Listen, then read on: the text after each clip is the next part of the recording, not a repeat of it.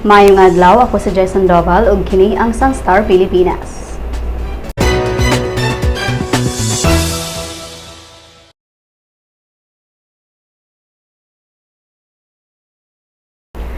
Gimanduan ni Cebu Governor Hilario David III ang Provincial Health Office nga susihon ang kamatayon sa usa ka tuig nga batang babay nga giingong wala na atiman sa Minglanilla District Hospital niadtong Domingo. Mipasalig si Davide nga ihatag sa Kapitolyo ang bisan unsang tabang ngadto sa nagsubo nga pamilya ni Mary Jane Barikit sa labing daling panahon. Si Mary Jane giingong namatay human giingong wala na atiman dayon sa doktor ug mga nurses samtang nagpatambal tungod sa diarrhea sa maong ospital. Giingong wa makapalit sa tambal ang inahan sa bata tungod sa kakuwang sa kwarta. Si Davide miingon nga gawas niining maong pasangil iyang gitagaan og higayon ang mga kawani sa ospital nga klaruhon ang mahong hitabo. Samtang ang pamilya sa bata miingon nga dili sila mopasakag reklamo batok sa ospital. Alang sa dugang detalye ning balita, bisitaha ang www.sunstar.com.ph. Tulo ka buwan nga MASUSO nga giingong gikidnap sud sa South Bus Terminal niadtong kalagkalag nabawi na sa kapulisan kagahapon. Ang bata nabawi gikan sa 18 anyos nga si Mary Jane Corizon didto sa Tayod Liluan kagabii. Nakitan sa kapulisan si Corizon pinaagi sa usa ka resibo sa usa ka pawn shop nga dito gisud sa bag nga gibilin kang Maricel Enriquez, ang inahan sa bata. Si Corizon niingon nga iyang planong ibaligya ang bata aron ipatambal sa iyang anak nga adunay sakit sa kasing-kasing. Nangayo og pasaylo si Corizon kang Enriquez nga dili siya pasakaan og kaso. Napasar na sa second reading sa Kongreso ang balaod-non nga mousbaw sa suhulan sa mga empleyado sa gobyerno.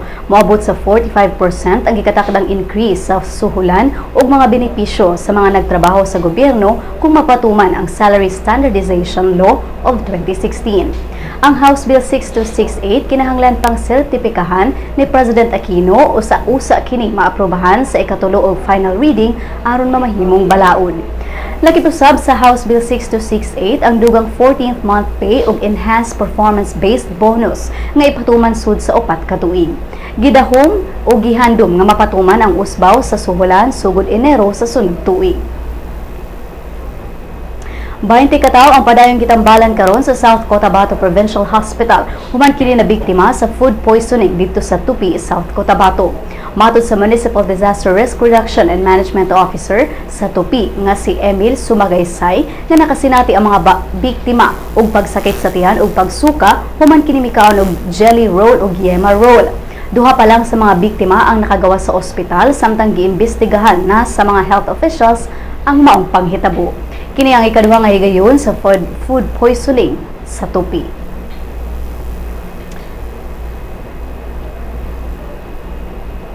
O ganiya mga balita gikan sa ubang bahin sa nasod.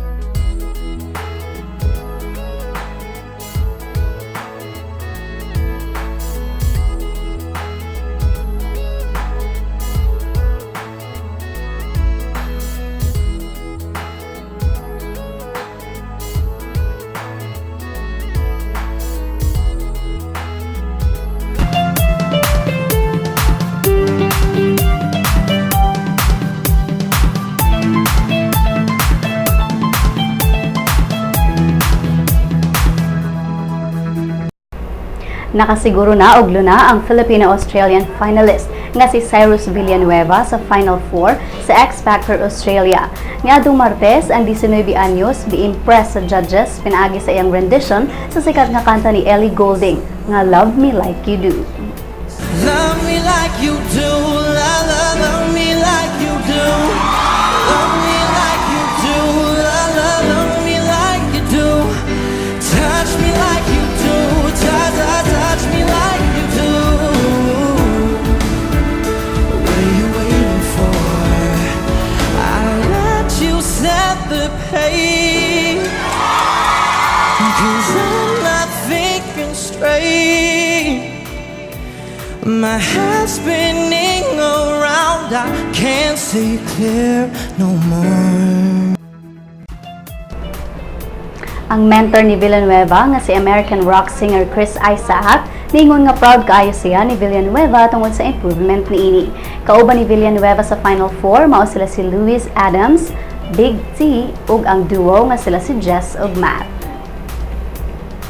Alang sa uban pang showbiz chika, bisitaha ang celebrity at Sun.STAR.ph ug i-follow with me sa Twitter at Sun.STAR Showbiz. Sa Lotto results, wala nakadaog sa mga premyo sa 655 Grand Lotto o 645 Mega Lotto sa mga bulak kagabi. Mulahonon niya ang 649 Super Lotto o 642 Lotto. Ania ang balor sa dolyar gikan sa Bangko Sentral ng Pilipinas. Mosunod ang kapalaran gikan sa Sun.STAR.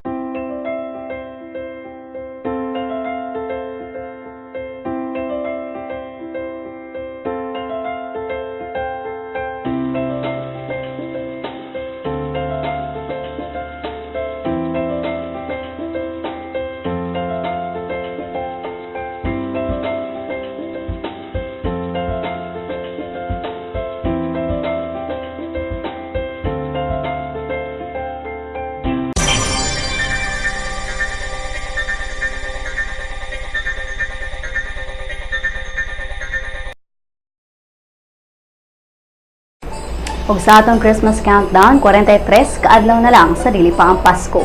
Ug dinhi natapos ang atong mga balita karong adlawa. Alang sa dugang pang updates, bisitaha ang www.sunstar.com.ph. I-follow sab ang among mga updates sa Twitter at Sun.STAR Online ug sa Facebook, Sun.STAR Philippine News. Ako si Jason Doval ug kini ang Sun.STAR Pilipinas.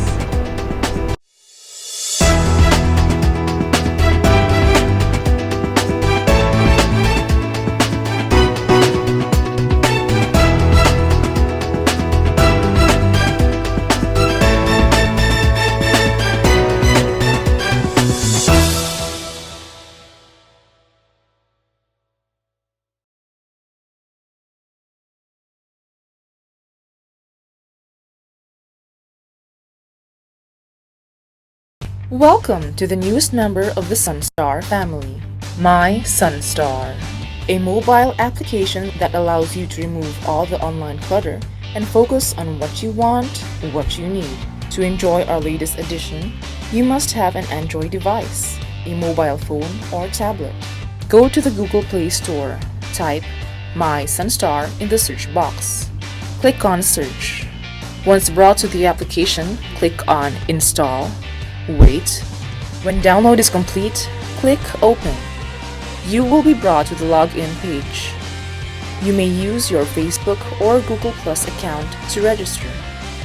If you are already logged into your Facebook, registration is automatic. Next, select your interest. Click on at least 3 categories and at least 1 location like Cebu or Davao or any of the cities in the Sun.STAR network. When you're done, click on Done. Great selection! If you do not select any category or location, you will automatically be brought to the News Bits section where you can find, in one glance, a list of news of the day that you should know. If you have selected your interest, the News Bits will be the first list, followed by different categories that you chose. This way, you do not see all the other news and articles that will not be relevant to you. What you see is what you want. If you want to add more categories, click on the menu icon on the top left. Choose My Interests. Select again. You will also see in the menu information prepared specifically for the mobile app. These are Lotto, classifieds on jobs and properties, and obituaries. What makes My Sun.STAR different from the Sun.STAR website and the responsive mobile site is its customization feature. You be the judge of what is news to you. This app will also be available soon on the Apple Store, so those with iPhones and iPads can enjoy My Sun.STAR. Thank you.